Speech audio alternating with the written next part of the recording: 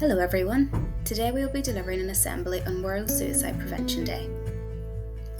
In today's assembly, we'll cover what mental health is, why today is so important, and lastly, we will provide supports that you can avail of for your own mental health needs. Mental health. What is it?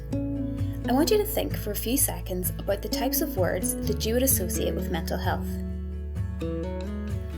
Everyone has mental health in the same way everyone has physical health. Mental health is on a continuum, meaning there are times your mental health may be good and times your mental health may not be. It is important to understand that mental health is not feeling happy all the time. These are some things you may think of when you hear the term mental health. You may or may not agree with some or any of these things, and that's okay. It's unique to everyone. The World Health Organization describes mental health as a state of mental well-being that enables people to cope with the stresses of life. It's an important part of health and well-being that underpins our individual and collective abilities to make decisions, build relationships, and shape the world we live in. Mental health is a basic human right. It exists on a continuum which is experienced differently from one person to the next, with varying degrees of difficulty and distress. Mental health is not the same as mental illness. Generally, the difference between poor mental health and a mental illness is the nature of and degree of stressors someone is experiencing and how it impacts their well-being and functioning. Mental illness generally has more of a detrimental impact across many areas of somebody's life than episodes of poor mental health, which may be situation-specific or time-limited. For example, not getting the grade you wanted can cause low mood, in turn impacting your mental health, but not creating a mental illness. Our mental well-being can be understood in many different ways. We often use Take 5 Steps to Wellbeing while thinking about promoting positive emotional well-being, and you may recognise these steps from school or within your community. Another way of describing mental well-being is through the PERMA model, which was created by a man called Martin Seligman. This model states that our mental well-being is made up of positive emotions, engagement, relationships, meaning, and accomplishments. So what do these mean? Positive emotions. Creating positive feelings and experiences such as hope, pride, gratitude, and compassion are things that we can work on to improve our well-being over time. This can be achieved by stopping for a second, looking around at what you can see, smell, hear, and taking notice of new things. Over time, this develops skills of awareness and being able to ground ourselves to improve our well-being. Engagement. Engaging in activities that you enjoy contributes to our overall well-being. For one person, this could be playing the guitar, another person swimming, and another person plane watching. It is completely unique to you. Relationships. This includes all interactions with all types of people in your life. This is one of the most important aspects because we, as humans, are social beings. We need people. Positive relationships build a sense of belonging, acceptance, and personal growth. Meaning. This is having a sense of purpose and knowing what truly matters to you in life, especially in challenging times. So again, this is something unique to you. It can be a social or political cause, spiritual beliefs, a creative project, profession, volunteering, or anything that really gives you a sense of purpose.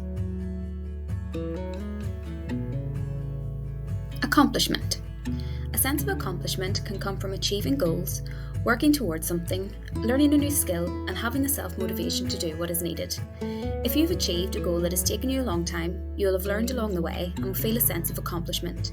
Or even if you're trying to learn a new skill and have the self-motivation to show up, that's a feeling of accomplishment in itself.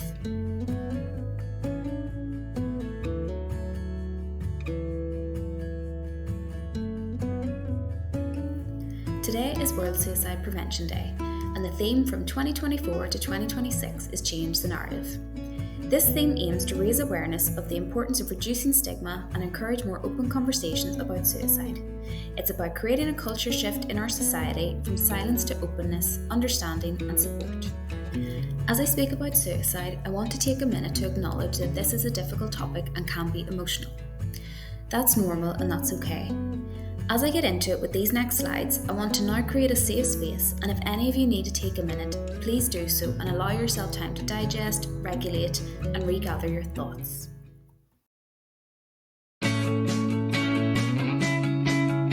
When you're going through a tough time, one of the best things you can do is to open up and talk about what's going on. But why is talking so effective? Talking makes me feel less alone. It makes me feel like I'm not the only one overthinking everything. It's not like I want someone to solve my problems for me. I just needed someone to listen, and I felt so much better after just letting it out.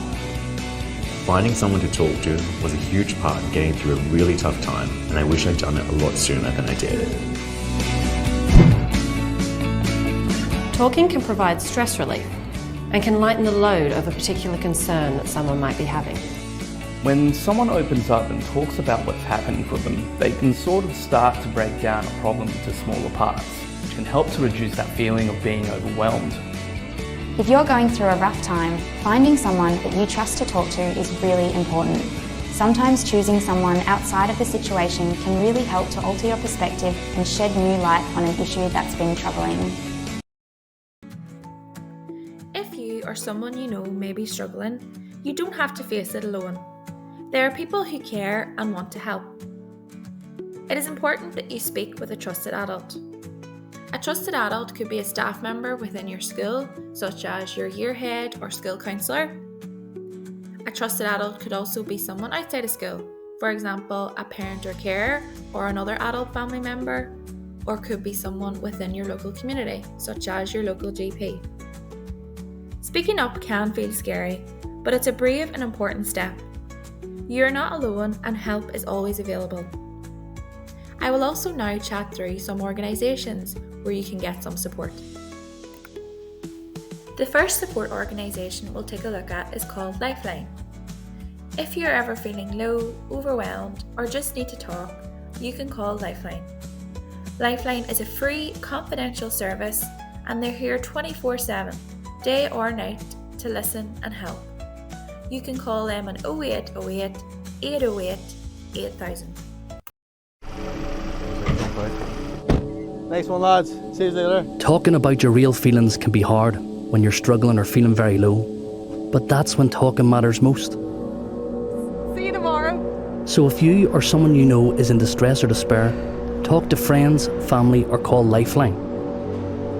You can speak to our professionally trained counsellors for free 24/7. And when you start talking, you can start feeling better. The next support organisation is called Papyrus. Papyrus are a charity that help young people who are struggling or anyone who's worried about a young person. And this support includes a staff debriefing service. Papyrus offer a safe and confidential space to talk, and you can contact them through their 24/7 helpline by calling 0800 068 1441 or through texting HOPE to 88247. Here you will see some additional support services and organisations that you can contact for support. You will find more information by visiting their website. The Here to Help app is a really good app to download on your phone if you can, as it will list some of these organisations that we have spoke about and many more. You can also access advice and support relating to emotional health and wellbeing by visiting the Youth Wellness Web. This is a website that was created in Northern Ireland for young people by young people, so have a look by scanning this QR code or searching the website online. You can also view free resources that have been created by the emotional wellbeing team in schools. To conclude, it is important to remember that every person has mental health, and that talking about mental ill health is healthy and can help reduce the stigma around mental illness and change the narrative. We also want you to remember that there are people who want to help you, and it is important to reach out to a trusted adult and get the support and treatment that you need. Please note, the information contained in this video is intended to support emotional well-being. If you feel triggered or overwhelmed with any of the content or would like any additional information, we encourage you to speak to a trusted member of school staff. Thank you very much for listening.